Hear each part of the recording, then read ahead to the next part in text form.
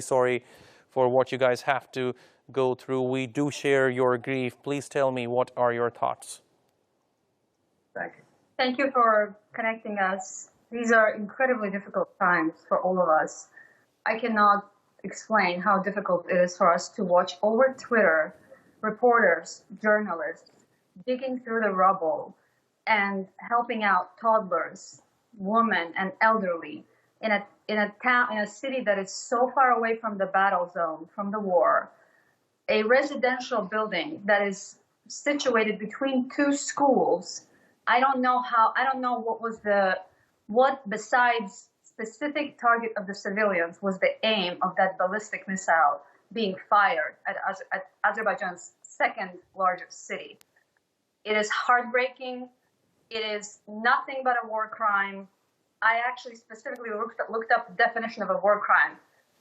Targeting civilians away from the war zone is a war crime, and it must be persecuted. And what Azerbaijanis all over the world are feeling right now is incredible pain for our people, for those that are under the rubble, for the families. I've seen footage from journalists from the scene. I see people confused.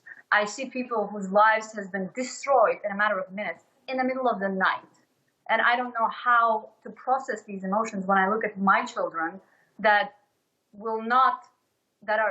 no children in the world should be going to bed with that type of danger and risk hovering above their heads. Absolutely. And I believe war crime, we are using the word war crime for the lack of a better word.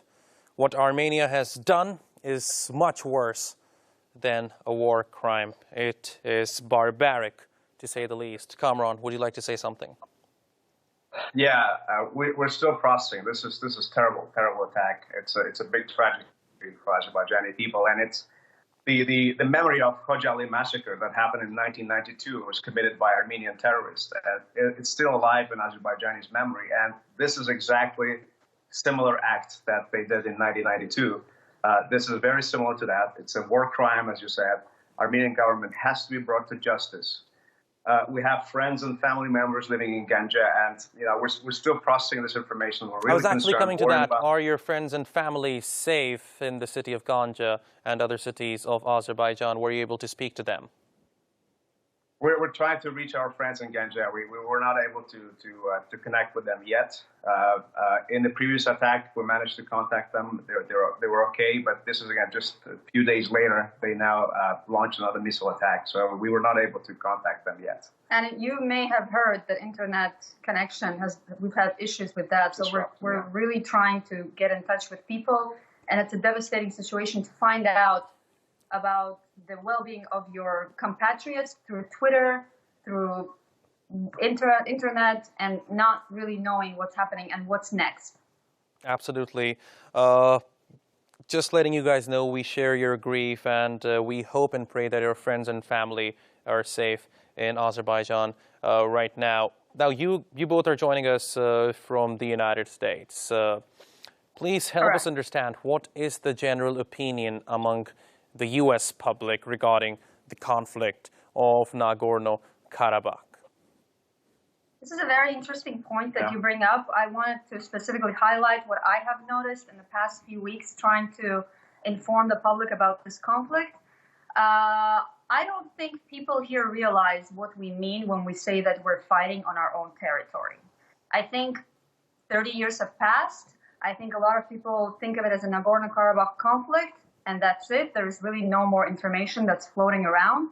So when they hear about the war, and when we say that we're fighting on our own territory, it doesn't make sense. So we've had to explain and really go into the details to bring to light that there are 7 adjacent regions that have been occupied by Armenia 30 years ago, and we're currently on that territory. And according to the international law, no country could enter and support Armenia the way they're asking for support from all over the world, because that would be another country entering the land of Azerbaijan and invading it, basically. That's why these calls for support are not based on any type of international law. We've had a lot of difficulty explaining that to legislators, to media, to general public. It has been an uphill battle. And this is what surprises me as a journalist. This is what surprises me as a journalist.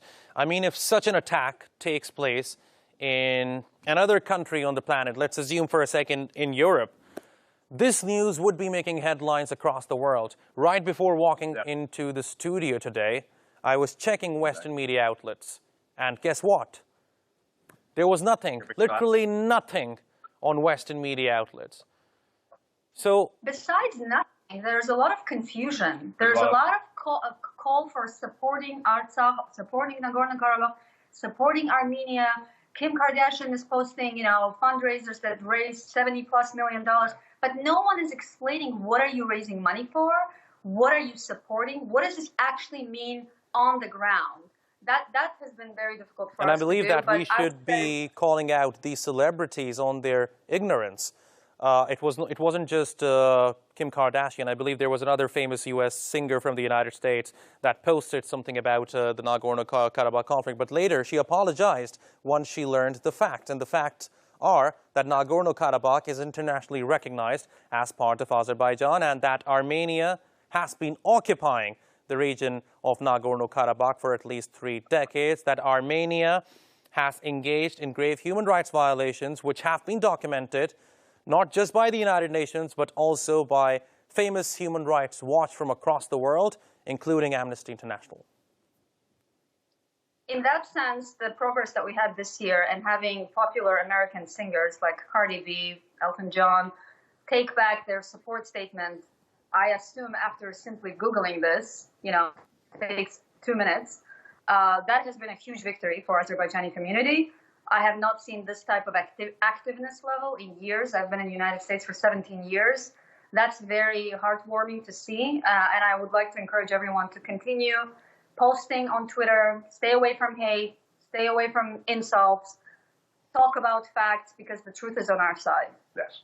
Right. And it's very important, as you mentioned, there are very one-sided reports, and not only the news sources, but also legislators in the U.S. are being misled. At the moment, the American lobby is pushing the resolution in the United States Congress that is actually pushing them to recognize Azerbaijan as an aggressor in this case. So again, we need to mobilize everyone we can and tell them the truth. And the Armenian government needs to be brought to justice. Absolutely. Now, my last question to you, what would be your message to the international community, to the ones who are watching you right now? I think the international community needs to understand that Azerbaijani army is liberating our territories. Okay, this is internationally recognized Azerbaijani land. We're fighting on our land, for our land. Nobody's attacking Armenia, and international press and media sources need to be objective in their reporting. Unfortunately, we see one-sided stories, and hopefully, with the Ganja attack, people will realize that it's Armenia who is aggressor, Armenia who is terrorist government. It's not Azerbaijan who's being attacking here. Just adding on to that, I would like to address the Azerbaijani community around the world. Sure. And once again, call everyone to stay away from hate, stay away from insults, get together. We have seen huge results in the past 2 weeks, and we can do even more. Yeah, we need to continue. Absolutely. Thank you very much for talking to us on Anews, and please stay strong. Thank you very much. Thank you. Thank you.